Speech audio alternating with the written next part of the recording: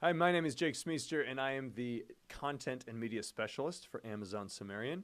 And in this tutorial, we are going to take a look at the environment component. The environment component controls a lot of the basic overall settings for your scene. So environmental objects like the background, the skybox, and particles, and fog, and things like that. So let's just jump into it. All right, I've already opened up a scene here, and I've used the default lighting scene. Sometimes it's important to use an empty scene. Sometimes it's important to use the lighting scene. For this tutorial, for this walkthrough, I would recommend looking at the default lighting scene. Okay, so what I have here is I named this scene Environment Basics Video. And if I have the top entity selected, this can be known as the top level entity in your entities panel. Top level entity, root entity, scene entity. There are several words that could describe this, but when you have this entity selected, this is selecting the entirety of your scene. So if I select this, you'll notice that it's a little bit different than the default camera or default lights. The inspector panel changes, of course, based on what you have selected in your entities panel, but it's the most different when you have the top level entity selected. So that's selected. You'll notice the Environment Basics video over here. If I open this tab, I can change the name. I can take a screenshot to be used as a thumbnail. I will close that. Your IBS configuration, some versioning options through snapshots, and some other things. So we're going to be looking at environment, though. So let's go ahead and open that up. We have a few different settings: background, skybox, fog and ambient, particles, and sound. We're going to start by looking at the skybox. If you notice in this scene, it already has what's called a sky sphere, and it looks like a blue sky. So it kind of has a gradient going from the horizon to a little darker blue as you go up, and it goes darker as you go down. And so that's a sky sphere. And so there are a couple ways to get to this sky sphere. There's already a sky sphere loaded, so if you want to look at the one that's already here, you can click on this button here. And then I will unfold textures, and you'll kind of see what we have here. A texture is essentially an image, a lot of times a PNG or a JPEG. Textures can operate a little bit more complex than just a PNG or JPEG. That's why it's called texture, but a lot of times that's what it actually is an image. If you notice, I can't hover over it and point, so if you just got to look at that very narrow image, and it is a sky sphere that is 1 pixel wide that just repeats itself all the way around 360 degrees around the scene. That's what gives it this sky look, this gradient blue sky.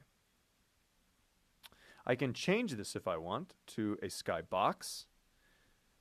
I don't have an image I'm going to use right now, but a skybox essentially acts as an infinitely large box that surrounds the scene. And so if you notice, there are 6 different sides to this box. It looks like kind of a cardboard box laid out flat. So if I take an image and I apply it to each of these inputs here, I will get a skybox that is a very large skybox. And let me kind of demonstrate. You'll notice though that it will have edges. So whereas a sky sphere is completely round, it's like you're inside of a giant sphere. The sky box is like you're inside of a giant box. So you actually will see edges on the sides and on the top and down below. So you will see the edges and those seams of where the images or the textures come together.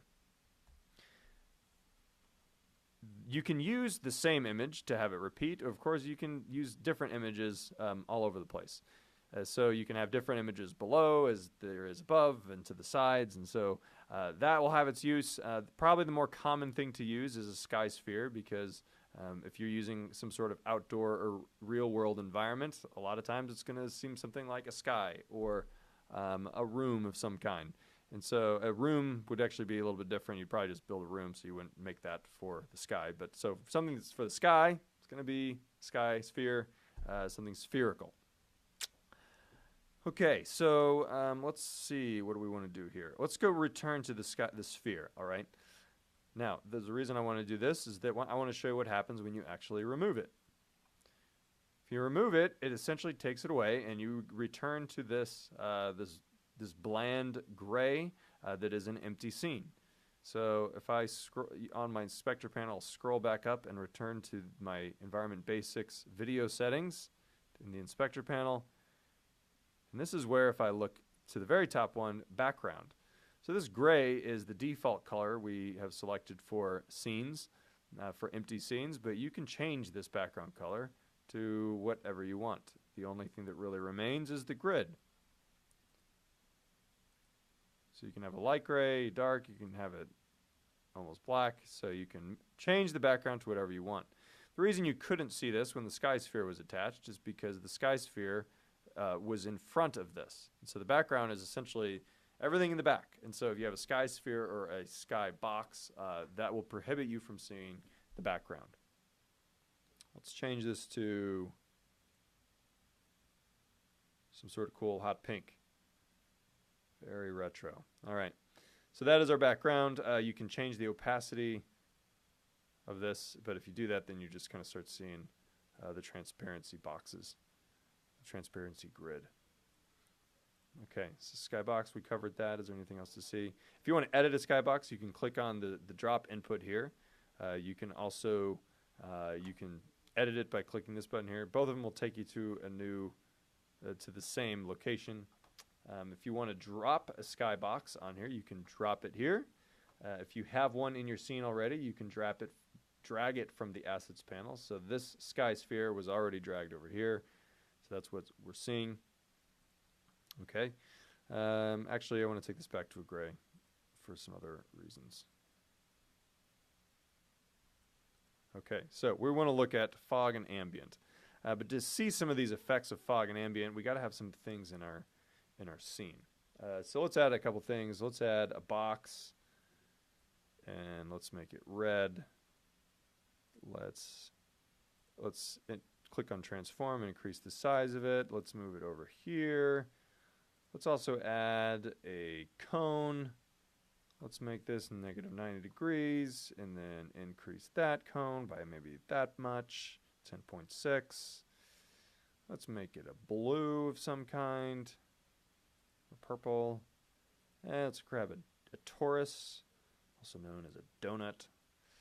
Let's increase that in size. So now we just have some large shapes in our scene. Let's change that to a green. Okay.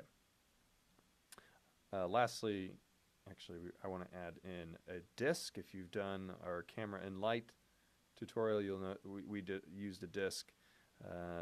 We want to change the orientation of the rotation to negative 90 degrees.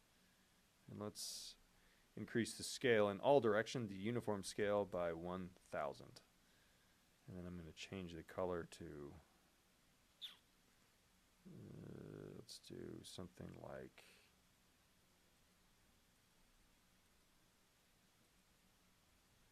there we go, something like that. Okay, so we got a few shapes and a disk. All right, so now we have something. We needed to add some entities to our scene, and let's return to the top level entity to see our environment component. Then we'll unfold fog and ambient. Ambient essentially controls the ambient color for your scene globally. And so ambient being really the darkest darks of your shadows. Another way to describe it is it's the color of an object where it is in shadow. So if it's selected as this, that means that if there are no, if it's sorry, when I say this, I'm talking about this dark black color. So if there is no light, that is going to be the color of your object. So you can change that, and so when there is no light or when an object is in shadow, essentially ambient is the shadow's darkest dark is another way to think of it. That is what ambient is. So you can change that if you need, but a lot of times this kind of makes sense because if there's no light on something, it naturally will be dark. So that's why that is the default. Excuse me. Fog is another option. Pretty cool option. This just adds some neat effects to your scene. So let's click that. Now, you'll notice that it added some kind of fog here, but it's kind of hard to see exactly what's going on. Let's change the fog far to 100.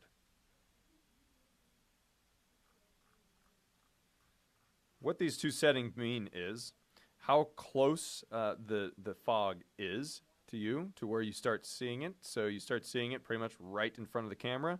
Fog far is how far away objects need to be from the camera before they are essentially opaque. So we're at right around 100 now because you can't see them anymore.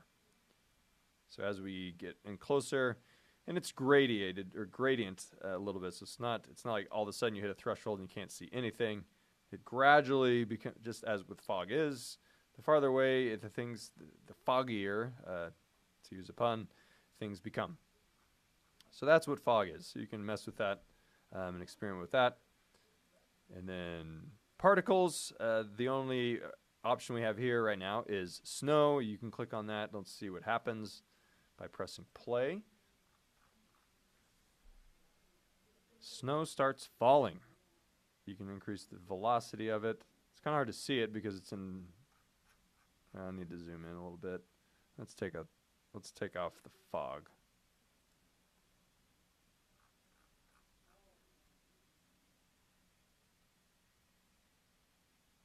Snow is falling, huh? Let's make it go a little bit faster. There we go. Snow falling on our scene. All right, and the last thing we have is sound. This is just the general sound control settings for how loud your scene is for the various sound effects and ambient music you might have within your scene. Okay, that covers the basics of the environment. I'll go ahead and press stop. If you have any questions regarding any of this stuff, please hit me up in the chat room that's on this page. You can also find us on Slack at AmazonSumerian.slack.com. You can also find us me on Twitter and a lot of the other team members on Twitter. Ask us questions there. Let us know how we can help you and assist you in making cooler, more fun, and exciting scenes. We love that people are building. We love helping. We love the interaction, the community that's being built around Sumerian. So yeah, thanks for being a part of it, and let us know how we can help you keep making cool stuff. Thanks again. We'll talk to you soon.